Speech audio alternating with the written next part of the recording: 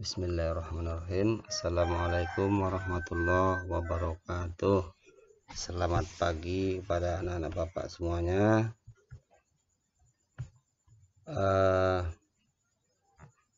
Materi pembelajaran kita hari ini alat mesin budidaya pertanian untuk kelas 12, masih melanjutkan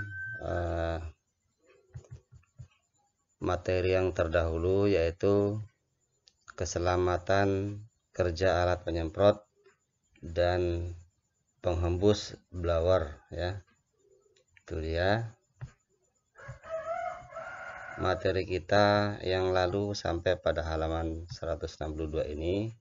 Bapak lanjutkan ke halaman yang 163, ya. Nah, ini untuk melaksanakan keselamatan kerja dalam penyemprotan, perhatikan arah angin. Jangan berlawanan. Kalau arah angin dari barat, ya, kamu jangan menghadap ke barat, tapi menghadaplah ke timur, supaya semprotan yang kamu arahkan ke tanaman itu tidak mengganggu penglihatan, pandangan, apalagi terhirup oleh hidung, karena itu sangat berbahaya, zat kimia, pestisida, ya. Semprotlah mengikuti arah angin, penyemprotan dari samping arah angin, ya. Lihat gambar ini. Nah, kemudian jangan menyemprot berhadapan dengan arah angin. Jangan pula nyemprot bila angin bertiup kencang, karena itu sangat membahayakan. Jangan menyemprot bila arah angin ke arah rumah atau manusia, ya, itu sangat berbahaya bila terhirup. Nah, kemudian kabut penyemprotan yang terbawa angin dapat diminimumkan dengan cara merendahkan ketinggian laras, ya. Jangan pula diangkat-angkat setinggi bahu, jangan, ya. Laras itu yang arahnya yang ada nozzle-nya, ya. Kemudian menurunkan tekanan penyemprotan, jangan terlalu tinggi tekanan semprotnya, jangan dipompa terus. Kemudian menggunakan nozzle yang lebih besar, supaya apa? Cepat selesai. Kemudian menekan lajunya arah angin tadi supaya tidak gampang menyebar ke permukaan yang lain. Menggunakan pengabut rotari itu lebih baik lagi, ya. Sebagai acuan kecepatan angin melakukan penyemprotan, kita lihat tabel di bawah ini. Maka ada perkiraan kecepatan angin, ada deskripsinya, tanda-tanda yang nampak, kemudian direkomendasikan seperti apa. Kalau kurang dari 2 km per jam, maka deskripsi dari kecepatan tersebut adalah anginnya agak tenang. Kemudian tanda-tanda yang nampak apa? Asap naik lurus tegak. Nah, kemudian direkomendasikan hindari nyemprot pada siang hari. Nah, kemudian sebaiknya kapan? Nah, ya di pagi hari, kira-kira jam 9, ya.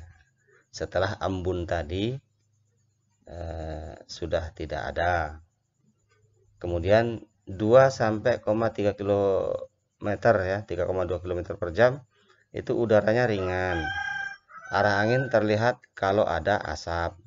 Hindari penyemprot atau hindari menyemprot pada siang hari, tetap sama, ya, dengan yang di atas. Kemudian 3,2 sampai 6,5 km, angin ini lemah. Daun bergoyang, angin terasa di wajah saat penyemprot, ya, itu yang ideal.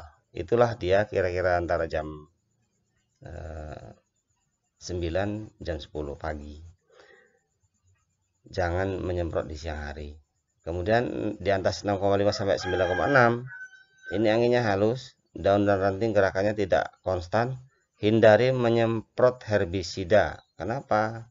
Ini bisa membahayakan kalau herbisida itu kan lebih halus, ya. Kemudian di atas 9,6 sampai 14 km, 14,5, ya. Ini angin sedang. Kita lihat dahan atau ranting kayu itu bergerak, ya.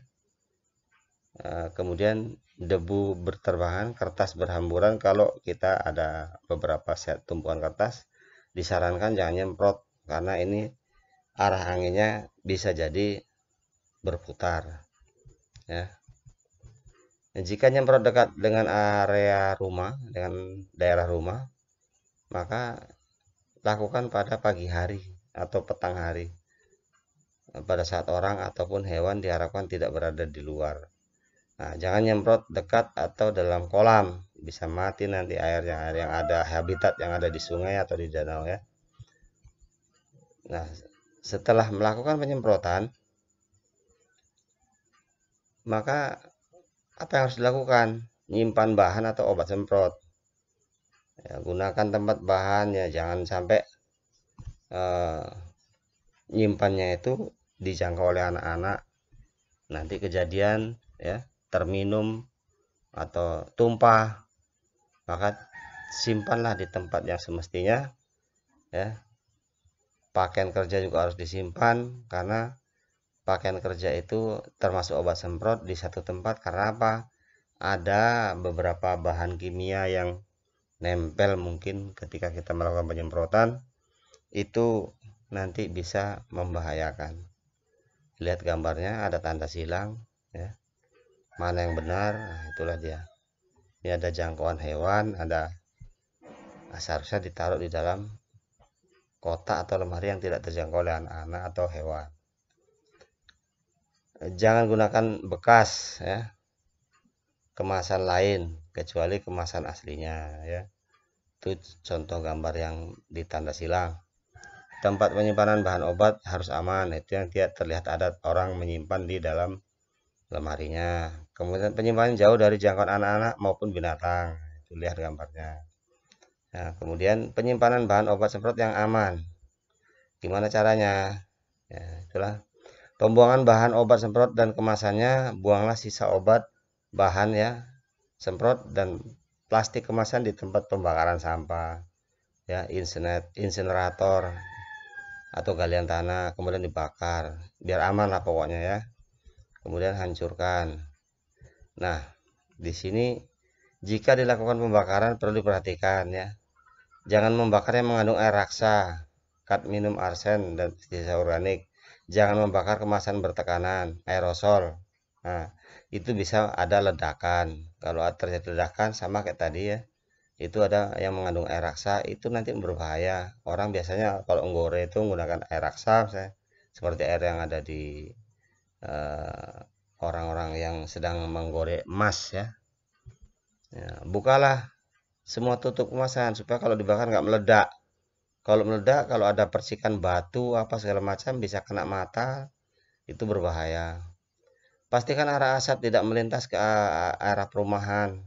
Lihat arah anginnya. Kemudian kuburlah abu dan sisa pembakaran, karena kalau abunya pun masih ada unsur kimia yang bisa membahayakan. Jangan mengambil tanaman yang baru disemprot. Nanti kamu nyemprot sayuran, setelah disemprot dipetik, dimakan di sayur. Nah, itu berbahaya.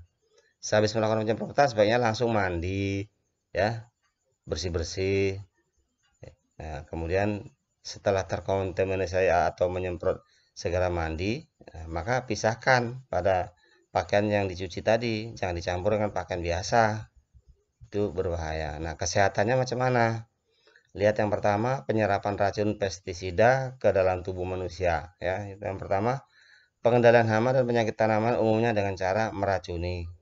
Banyak pestisida yang dapat meracuni manusia, seperti membunuh, gangguan iritasi mata, hidung, dan mulut. Makanya nanti kalau yang tukang rokok ini, kalau habis megang pestisida terus megang rokok dibakar kena di mulut, nah nanti berbuih mulutnya, nah, terjadi kejang-kejang, langsung meninggal di tempat. Nah, itu hati-hati. Kemudian melalui mulut kita lihat oral entry ini, tergantung dari kadar racun dari pestisida. Kalau kadarnya tinggi, ini sangat berbahaya ya. Pertama faktornya apa? Keracunan itu melalui mulut. Pertama apa? Pestisida tanpa label masuk kemasan makanan. Nah, ini yang bahaya. Pembersihan nozzle dengan mulut. Nah, ini salah satunya. Nanti ditiup-tiup, disemprot-semprotkan. Nah, macam orang bengkel niup bensin ya, itu lain lagi.